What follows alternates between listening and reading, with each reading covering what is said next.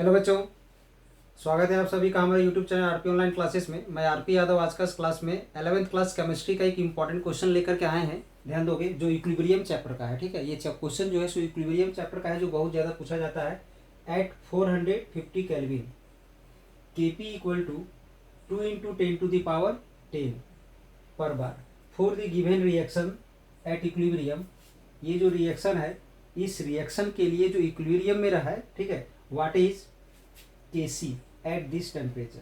यानी ये जो रिएक्शन अगर इक्विलिब्रियम में है तो उस समय इसका Kp का वैल्यू दिया हुआ है, Kc का वैल्यू फाइंड करना है। तो ये क्वेश्चन आप लोगों को हम बता चुके हैं, relation between Kp and Kc, तो हम लोग उसका यूज करने वाले हैं। ठीक है, तो ध्यान दोगे, Kp इक्वल टू होता है Kc इंटू आर टी का पावर डेल्टा एन।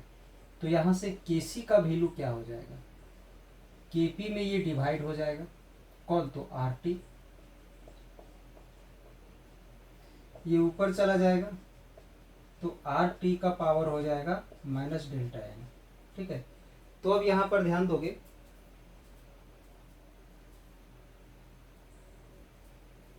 केपी का वैल्यू दिया हुआ है, तो केपी का वैल्यू है 2 इंटू 10⁻10।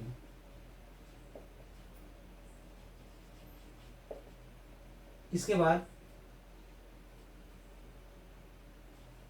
आर का वैल्यू 0.0821 होता है। इसके बाद टी का वैल्यू दिया हुआ है 4.50 केल्विन। इसके बाद यहाँ से अगर हम लोग निकाल लें डेल्टा एन का मान, तो ये डेल्टा एन क्या होता है, ठीक है, number of gaseous mole of product minus number of gaseous mole of reactant.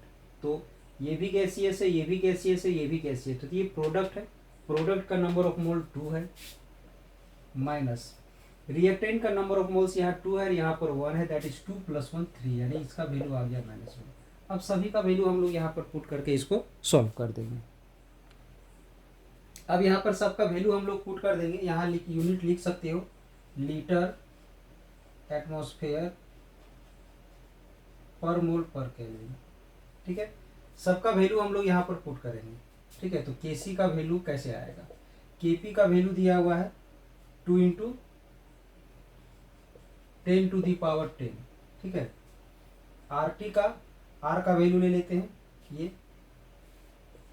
0.0821 into T का वैल्यू है 450। ठीक है, इसके बाद पावर में पहले से माइनस है और डेल्टा एन का फिर माइनस आ रहा है, तो माइनस माइनस क्या हो जाएगा, प्लस।